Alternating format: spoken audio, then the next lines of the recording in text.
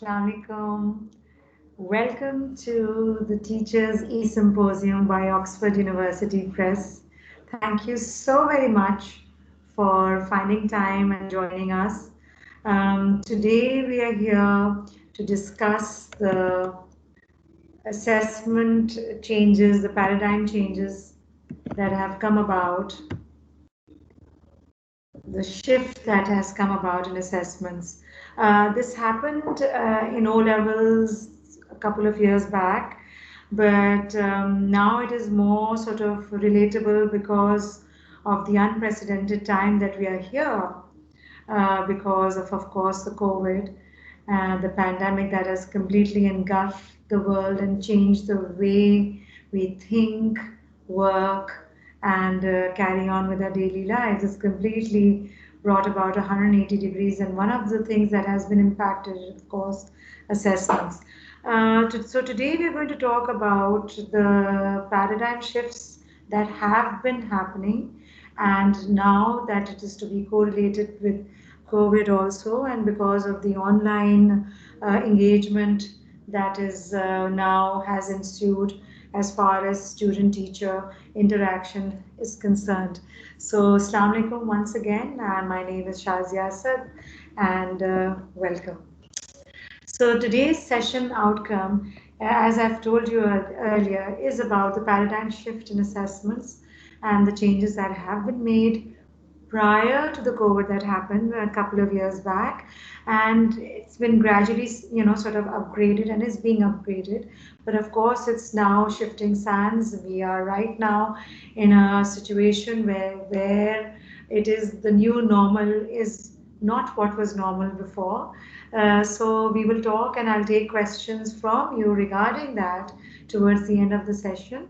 I will see your questions, and I will try to sort of embed my talk with your queries. However, there's the last segment of the session.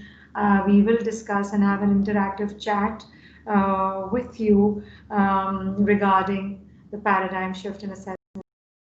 So today we are here to understand better understand what is being assessed based on now what is really being assessed about the child. So, in my experience, whether we look at the IGCSE, GCSE, GCE, O levels, SAT, any global PISA, TIMSS, whatever global assessments, the common denominator that we have researched and we have seen is that it is not just the level of understanding of the child, his basic intelligence and IQ that you're talking about. Now, the new thing that is, of course, is also the emotional intelligence for that particular time where the child is sitting in the examination hall, he gets a shock and awe of a question. How does he sort of, or she sort of embrace that question and sort of rise up to the occasion and sort of, are able to gear up and not develop that anxiety and sort of then impair their ability to translate what they know onto paper. So that is there, but the new shift as far as we've seen lately is also actually if the day we decide to see that as a teacher, it is also a test of the teacher. How well has the child been taught? Now, not just how well the child has been taught, but how has he been taught? So the pedagogy that comes into play while teaching the concept is now become very integral because the assessments that are now being conducted, so the manipulatives that have been used, the real life content has been sort of put in, all that, and how do you sort of firm up and cement the layers of his understanding or her understanding, that is being tested now very, very cleverly by the examination boards. So interesting times now. So when we come to talk about this paradigm shift and we figure that out, that we understand that it is now not just the understanding and the intelligence of the child, but also how well it has been taught. The teachers are now geared up to use a good mathematical program that sort of encompasses all these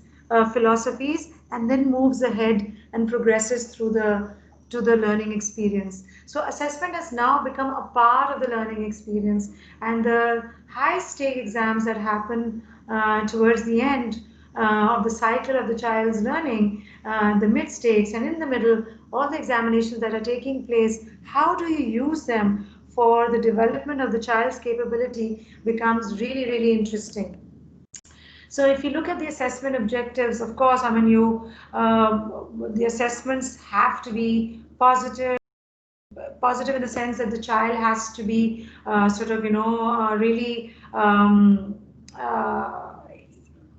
the teacher has to be positive, the child has to be positive about his learning objective and the learning outcomes. How are you managing the entire assessment process?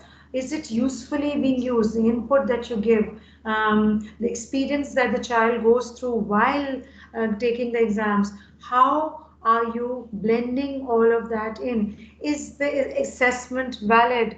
Is it something that is correlating to the assessment objective and the learning outcomes? And of course, the most important, how consistent is the assessment program of the whole, how is the assessment embedded in the entire learning experience of that particular topic? So we're going to talk about that also. So let's just take a look at the diagram that is there. Assessment, what is it doing? Is it a linear path or is it a cyclic path? So if you take a look at it, it's stimulating. And what is it stimulating? It's not only stimulating the learning experience, it is also stimulating the reflection in the teacher and the child.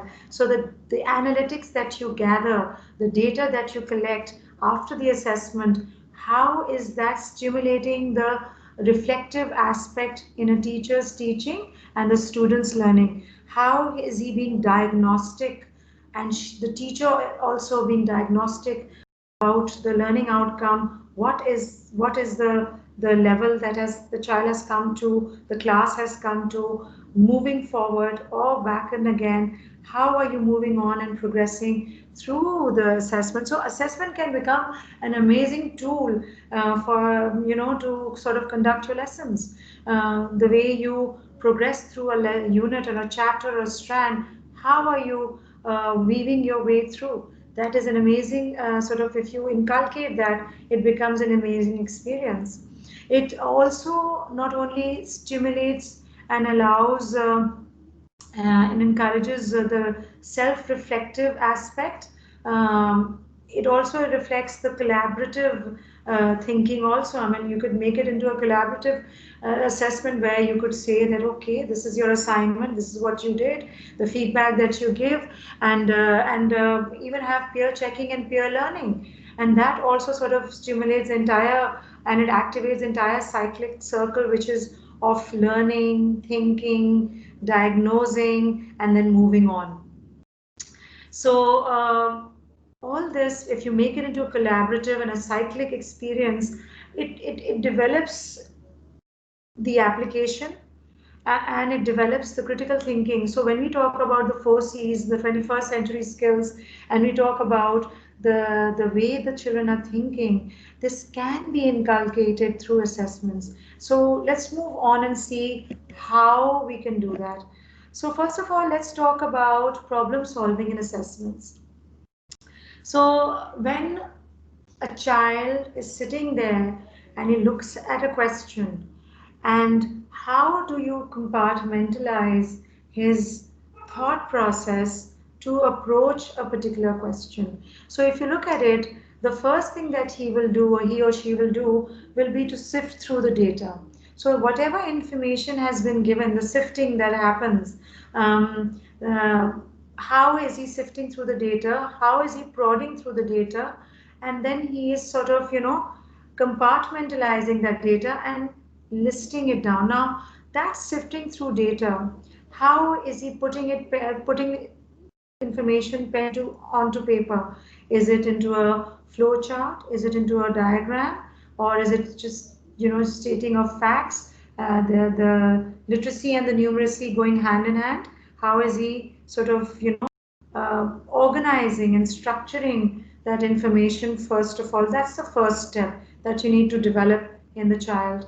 After that, the information that he's got, he has to sort of, derive from that information. He goes on to the second step, which is to derive the expression for that problem that he has to do. I will be showing you a question and we will go through these stages accordingly.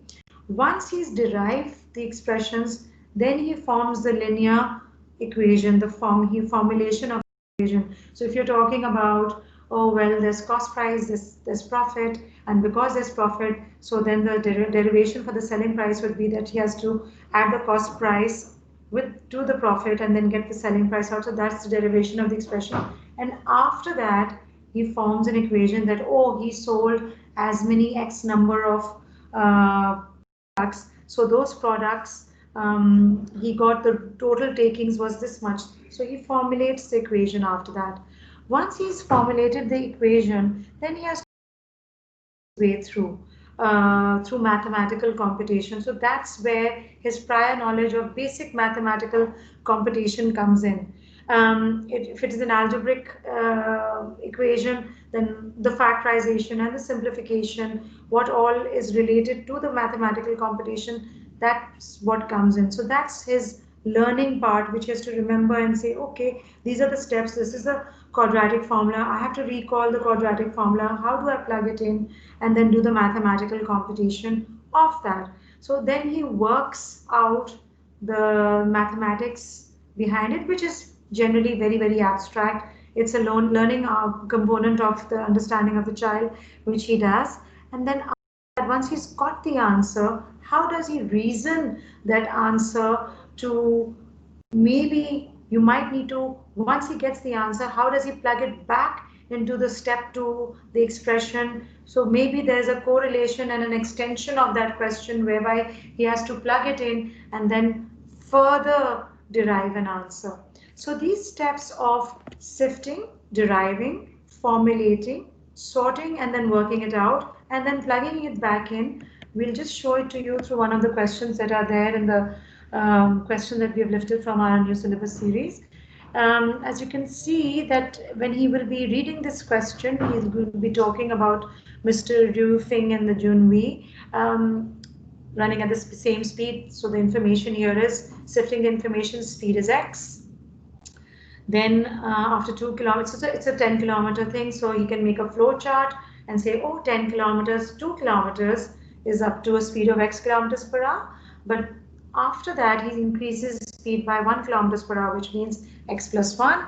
And so the remaining distance covered is 8 kilometers at the speed of X plus 1. So this is a sifting of his information and deriving the expression. So the expression for the time taken would be, he would say, okay, time is distance over speed. So I will write 2 upon X and then 8 upon X plus 1. So these are the 2 time expressions that I've derived from the data that I sifted through. After that, he has to form the equation. For that, he's saying that he completes the race 40 minutes earlier.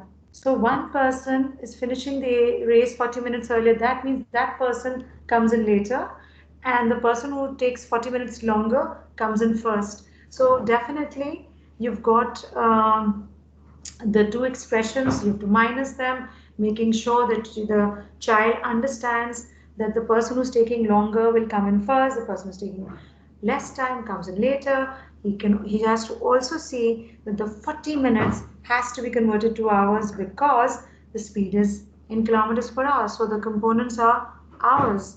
So time component is hours. So he has to be very mindful of the 40 minutes being converted to hours, which would be 40 over 60, which would be 2/3 of the time. So that, having said that, he forms the equation, factorizes it, simplifies it, sees that it reduces to x squared plus x minus 12, then brings in his mathematical computation, works it out by mathematical reasoning, rejects one answer, accepts the other, and then after that, they're asking you to plug it back in. Whatever he got through the mathematical computation, sometimes you have to check. They might ask you to check. Sometimes they ask you to find the time taken for roofing. So you're going to put it back into the expression that you got in part 1 and part two actually in this case, and then put it back in, then again do the conversion, so on and so forth. So all those steps that we saw earlier completely correlates to a regular word problem, whether algebraic or arithmetic. Next part, that was your problem solving. So if you compartmentalize the entire process to the child, it is always beneficial in problem solving. When we talk about the latest paradigm shift in assessments, you notice that there is a lot of mathematical and reasoning and not just application, but mathematical reasoning. So if you look at this particular question, we can come back to it later. We can talk about this one.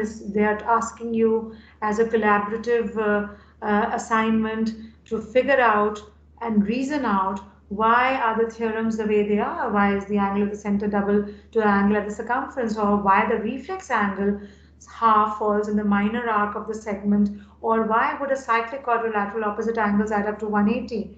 So all these things are something that you will notice that will require reasoning. So if you teach them teach by asking and give them experiences which tells them to why do you think that has happened. So when a question like this, for example, this is taken from an O level, this is an O level question which says in the end explain why the center of circle 1 lies on circle 2. That's your mathematical reasoning, and that the child will only be able to answer if he's been taught with the assessment. The assessment is embedded in his learning, where he's sort of being asked while doing an assignment or an activity, why do you think and how do you think? And so when the why and how is asked in a question, he's able to answer that.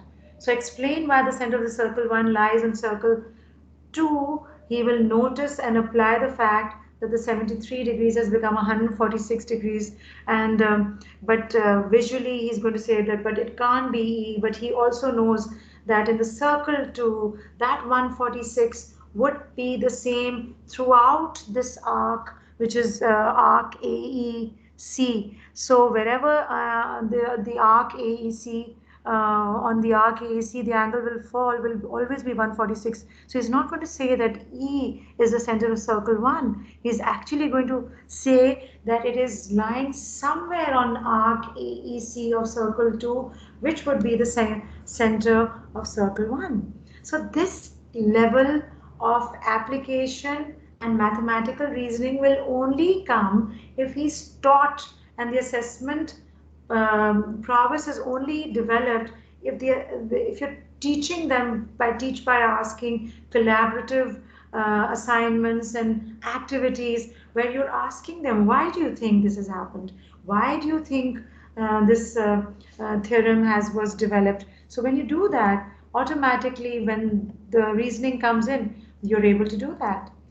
Similarly, a lot of backtracking questions are also coming up. For example, this one. In this particular case, the mode, median, and mean has already been given, and the missing letter is being asked. Now, the children, if they're only taught, oh, well, this is how you find the mode, this is how you find the median and the mean, they'll be sort of, they'll be okay. I mean, this is what I do for mean. I do my fx and divide it by f, and this is how I do my median, where I take the frequencies divided by 2. If it's an odd frequency, this is what I do. If it's an even frequency, this is what I do. Locate from the frequency and answer an x. Now that's rote learning and juxtaposition of the concept, just plugged in and thrown into the child. So when a backtrack question comes in, that's actually they're checking and testing whether does the child know that median really essentially mathematically and abstractly you are dividing the frequency by 2, and if it's an even frequency you take 2 middle numbers, and if it's an odd frequency you just round it off and take one person, and then find out that person where it lies in the frequency and then answer it next. Now that's the mathematic abstract part of it. But does the child know that the median means the person right in the middle, and if it's even frequency, 2 people are paired up as the middle people because equal number of people or objects have to be on either sides. Only then become or the middle person. Have you been able to impart that fact to them. Only then they'll be able to answer this O-level question. So if they're saying here that the median is 1, that means the 7 plus 9, the 16th or the 8th person is the median, because they want the largest, that largest. So the extreme value, the 16th person is the median, which means 15 on one side, so equal number on the other. That means your value for x is definitely a 12. Now this backtrack can only happen and the child is able to answer this kind of an assessment, not because he requires critical application sharpened and to be able to think critically. No, this is, we don't put it into the box of critical application and thinking. We put it into the box of how well this child has been taught. Was he taught? Were the children, 10 children lined up and 4 on either sides were pushed away, and the fifth and the sixth person was taken into account and told that these two are the median people? Or if there were 11, did you divide 11 by 2 and the sixth person became the median, because whereby 5 on this side and 5 on the other side of the sixth person told you that there were equal number of children on either sides. So the median was, because it was odd, only one person became the median. Did we line them up and teach them that way? Did we line up manipulatives and teach them the concept of even and odd that way? Only then they'll be able to understand this question. So again, please don't think that critical thinking uski sharp nahi hai, the child is not sharp enough, he's not able to think after, whenever an open-ended question comes in or a question comes in where he has to apply himself, he's not really very weak. It's not that at all. How well have you taught the child?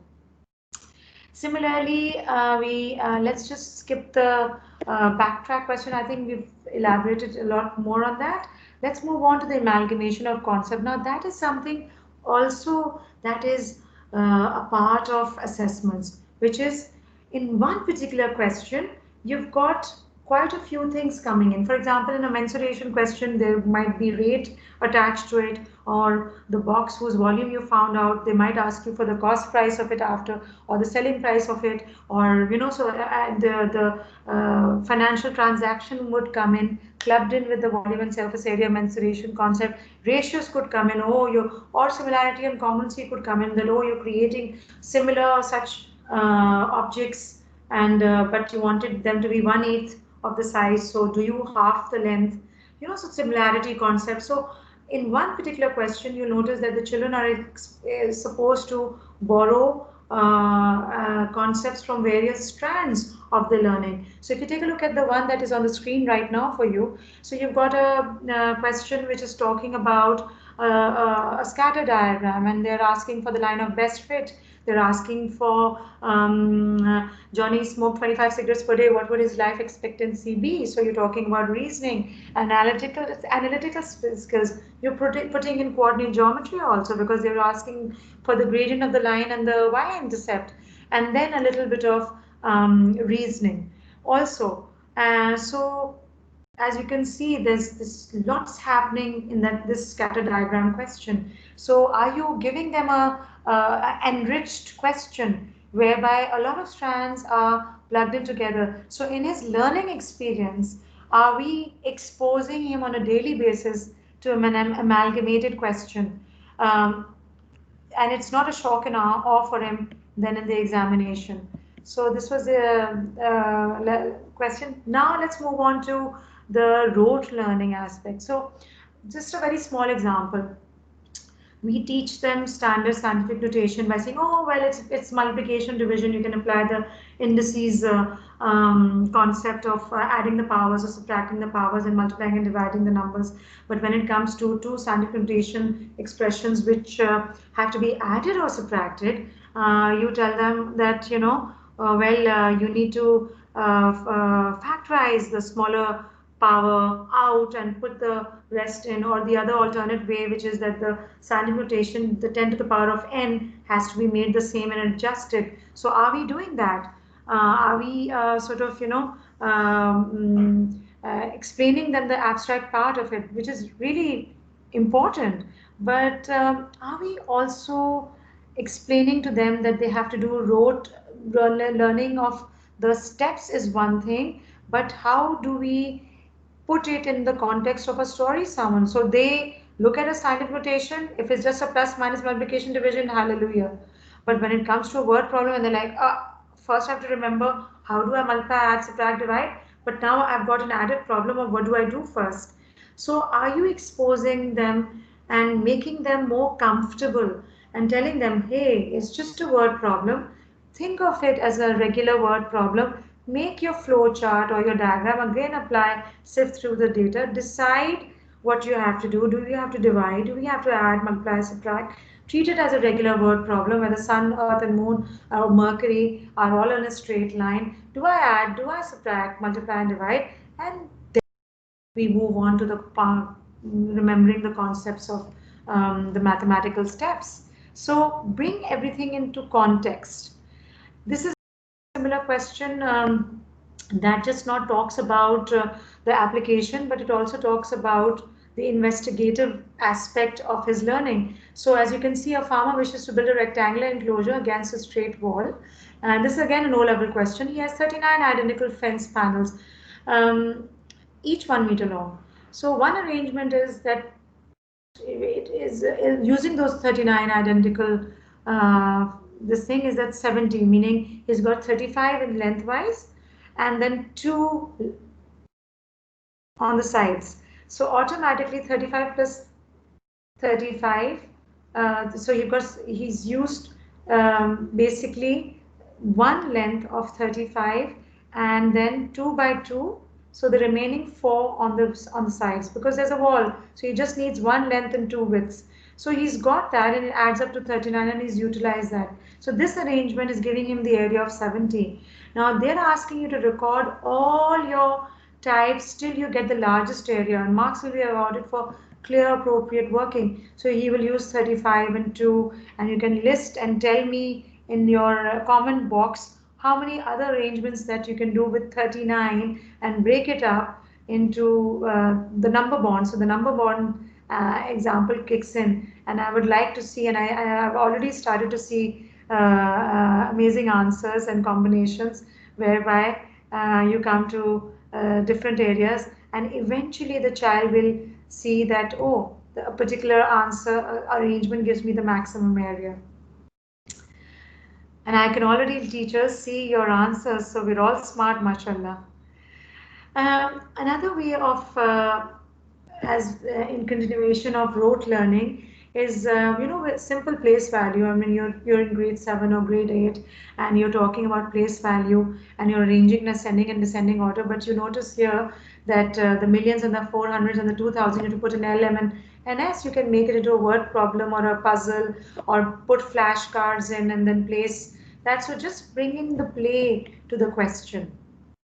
So now very quickly we move on. So those were the various types of questions that I sort of thought it best that you should, understand that they come in and learning. So how do you make it a more enriching experience when the child is, learning these concepts? You can see that the assessments in the classroom should not be passive. So it has to be diagnostic, as I was telling you earlier. Where is the child going? Where does he have to be? Or where does he have to go? It's a very cyclic experience that the child has to go through. So in their new syllabus mathematics series, you notice there are lots and lots of investigations. Please, these investigations are something that if you, and that some are tabulated form, some are tree diagram form, do them with the children. It will not take maybe using a flashcard or on the board. Bring another nuance to the teaching. This becomes a tool for your children. I'll show you the example of. You can see the Pythagorean theorem. I mean, they tabulate it. When they do and investigate and in a collaborative way or an individual way or with the teacher, and they're recording, and the same thing is when asked in the exam, they're able to do it. When you're talking about investigation, why is it that in a linear inequality the relationship sign changes when you end up with an x with coefficient of a negative coefficient? Why? So investigating that, when you multiply or divide by a negative sign on either side, the relationship flips. So a -3 is less than a 2. But when you multiply with the minus sign on both sides, the minus 3 becomes a plus 3 and a 2 becomes a minus 2, and so the relationship changes, it becomes greater than. So, investigation, I mean the circle theorems where you bring in the ICT version of it. Why is it that a line coming, a perpendicular line coming from an isosceles triangle bisects the base and is perpendicular? I mean, make them learn by investigation. So when a question comes like about just critical thinking, it is about how well the child has been taught. So automatically when a question like this comes in, he's able to do it. So employ and deploy all feature of the series in their learning. So the assessments become a breeze.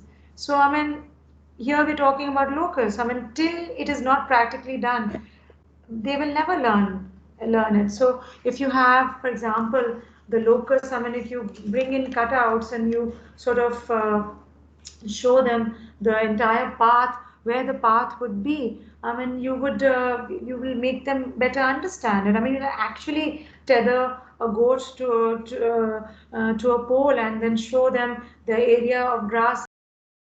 So the concept of a circle or going around becomes so more tangible to them.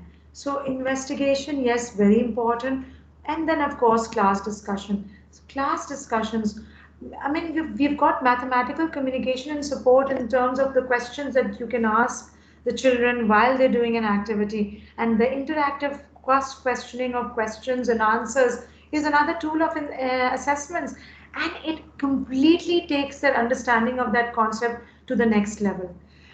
Teach by asking, learn by asking, answering, make maths a language which they can speak of not just in numbers but by description. So it becomes a credible experience for them. Similarly, when it comes to the performance task that is there, all of these, the idea today to let you know is that these features, apart from the other features, which is the learning differentiated text and all the exercises and the worked examples and the explanations, all that definitely is there. But these features carry a lot of weight and impact in the students' learning, and they then improve in their assessment performance. So the performance task here about the value of pi, where they've used